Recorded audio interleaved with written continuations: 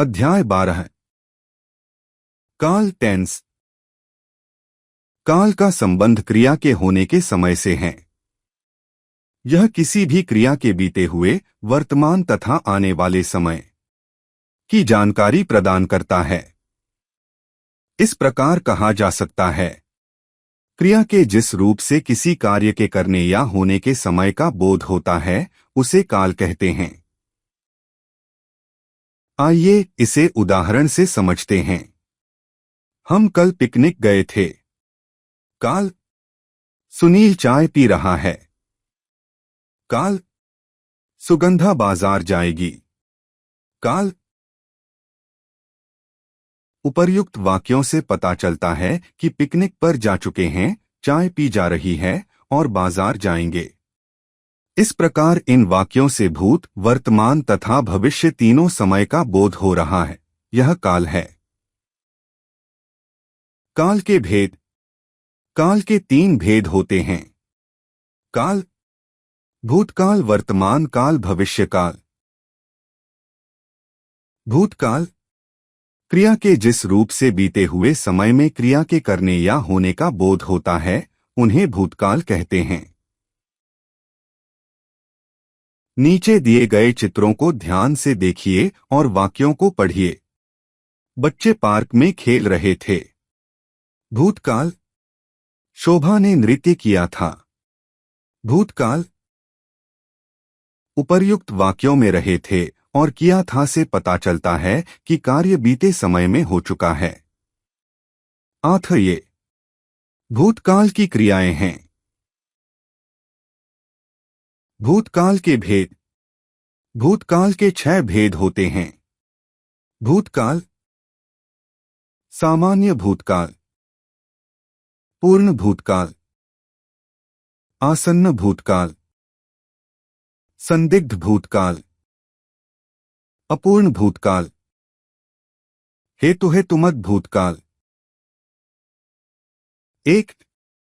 सामान्य भूतकाल, क्रिया के जिस रूप से बीते हुए समय में सामान्य रूप से किसी कार्य के करने या होने का बोध होता है, उन्हें सामान्य भूतकाल कहते हैं। जैसे, पिताजी रवाना हो गए, समीर ने पुस्तक पढ़ी। इन क्रियाओं से कार्य के हो जाने का पता चलता है, लेकिन निश्चित समय का बोध नहीं होता। ये सामान्य भूतकाल की क्रियाएं हैं। 2. पूर्ण भूतकाल, क्रिया के जिस रूप से यह पता चलता हो कि कोई कार्य बीते समय में आरंभ हुआ था और वह भूतकाल में समाप्त हो गया था, उसे पूर्ण भूतकाल कहते हैं। जैसे, मैंने चित्र बना लिया था, आंचल ने खाना खा लिया था। इन क्रियाओं से पता चलता है कि कार्य बहुत समय पहले पूरा हो गया था। ये पूर्ण भूतकाल की क्रियाएं हैं। 3. आसन्न भूतकाल, क्रिया के जिस रूप से यह पता चलता हो कि कोई कार्य बीते समय में आरंभ हुआ था और वह अभी अभी समाप्त हुआ है, उसे आसन्न भूतकाल कहते हैं। जैसे, मैंने फिल्म देखी है, रमा अभी अभी गई है। इन क्रियाओं से पता चलता है कि कार्य थोड़ी देर पहले ही समाप्त हुआ है। ये आसन्न भूतकाल की क्रियाएं हैं। 4. संदिग्ध भूतकाल, क्रिया के जिस रूप से बीते समय में किसी कार्य के होने में संदेह हो, उसे संदिग्ध भूतकाल कहते हैं। जैसे, रजत अभी पुस्तकालय गया होगा, अर्चना कक्षा में प्रथम आई होगी। इन क्रियाओं से पता चलता है कि बीते समय के कार्य में संदेह है। ये संदिग्ध भूतकाल की क्रियाएं हैं। 5. अपूर्ण भूतकाल, क्रिया के जिस रूप से किसी कार्य के भूतकाल में शुरू होने का बोध हो किंतु समाप्ति का पता न चले, उसे अपूर्ण भूतकाल कहते हैं। जैसे, उपवन में कोयल कूक रही थी, खिलाड़ी मैच खेल रहे थे। 6. हेतुहेतुमत भूतकाल, क्रिया के जिस रूप से यह पता चलता हो कि कोई कार्य बीते समय में किसी दूसरे कार्य पर आश्रित रहा है, उसे हेतुहेतुमत भूतकाल कहते हैं। जैसे वर्षा होती तो फसल अच्छी होती, तुमने मेहनत की होती तो अवश्य सफल होते। इन क्रियाओं से पता चलता है कि बीते समय में होने वाला कोई काम दूसरे काम पर आश्रित रहा है, अतः ये हेतुहेतुमत भूतकाल की क्रियाएं हैं। वर्तमान काल क्रिया के जिस रूप से वर्तमान समय में क्रिया करने या होने का बोध होता है, उन्हें वर्तमान काल कहते हैं।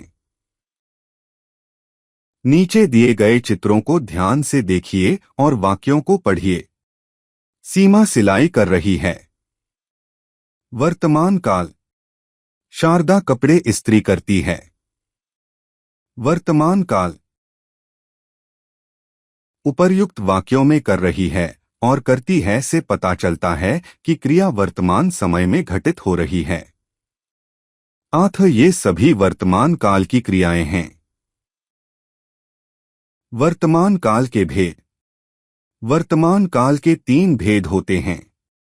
वर्तमान काल सामान्य वर्तमान काल, संदिग्ध वर्तमान काल, अपूर्ण वर्तमान काल। एक सामान्य वर्तमान काल क्रिया के जिस रूप से कार्य के सामान्य रूप से वर्तमान समय में होने का बोध हो, उसे सामान्य वर्तमान काल कहते हैं। जैसे प्रिया स्कूल जाती है, कार्तिक क्रिकेट खेलता है। इन क्रियाओं से किसी कार्य का वर्तमान समय में सामान्य रूप से होना प्रकट होता है, अतः ये सामान्य वर्तमान काल की क्रियाएं हैं। 2. संदिग्ध वर्तमान काल क्रिया के जिस रूप से कार्य के वर्तमान समय में होने में संदेह हो, उसे संदिग्ध वर्तमान काल कहते हैं। जैसे सुरेश अब आता होगा, माँ अभी काम कर रही होगी।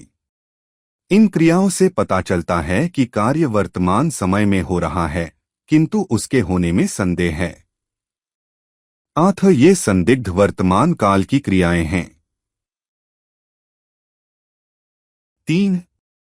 अपूर्ण वर्तमान काल क्रिया के जिस रूप से पता चलता हो कि कार्य अभी चल रहा है, पूरा नहीं हुआ है, उसे अपूर्ण वर्तमान काल कहते हैं। जैसे मोहित कहानी सुना रहा है, अर्चना घर जा रही है। इन क्रियाओं से किसी काम का निरंतर जारी रहना प्रकट हो रहा है, अतः ये अपूर्ण वर्तमान काल की क्रियाएं हैं। भविष्यकाल क्रिया के जिस रूप से कार्य के भविष्य में होने का बोध होता है, उन्हें भविष्यत काल कहते हैं। नीचे दिए गए चित्रों को ध्यान से देखिए और वाक्यों को पढ़िए। माही गिटार बजाएगी। भविष्यकाल शुभ्रा पार्क में योगा करने जाएगी। भविष्यकाल उपर्युक्त वाक्यों में बजाएगी और जाएगी शब्दों से पता चलता है कि कार्य आने वाले समय में होने वाला है, अतः ये भविष्यत काल की क्रियाएं हैं। भविष्यत काल के भेद। भविष्यत काल के 3 भेद होते हैं।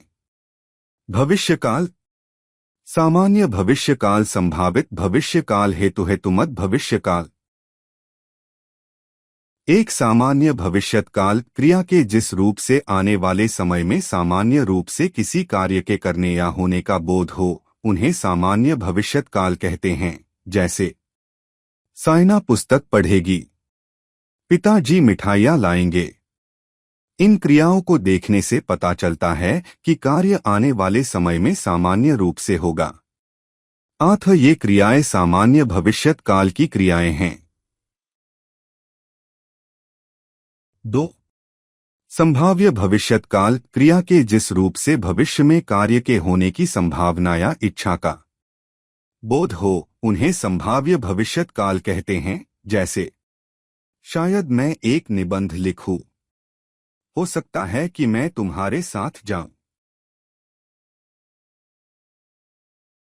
इन क्रियाओं से आने वाले समय में किसी कार्य के होने की संभावना, संदेह या इच्छा प्रकट होती है, अतः ये क्रियाएं संभाव्य भविष्यत्काल की क्रियाएं हैं। 3. हेतुहेतुमत भविष्यत काल क्रिया के जिस रूप से यह पता चलता है कि आने वाले समय में क्रिया किसी अन्य क्रिया के होने पर ही पूरी होगी, उसे हेतुहेतुमत भविष्यत काल कहते हैं। जैसे यदि पौष्टिक भोजन खाओगे तो स्वस्थ रहोगे, परिश्रम करोगे तो अवश्य ही सफल होगे। इन क्रियाओं से पता चलता है कि एक क्रिया दूसरी क्रिया पर निर्भर है। अतः ये हेतुहेतुमत भविष्यत काल की क्रियाएं हैं। स्मरण योग्य बातें। क्रिया के जिस रूप से किसी कार्य के करने या होने के समय का बोध होता है, उसे काल कहते हैं। काल के 3 भेद होते हैं। 1. भूतकाल। 2. वर्तमान काल। 3. भविष्य काल। भूतकाल बीते हुए समय में कार्य के करने या होने का बोध हो। वर्तमान काल वर्तमान समय में कार्य के करने या होने का बोध हो। भविष्यत काल आने वाले समय में कार्य के करने या होने का बोध हो।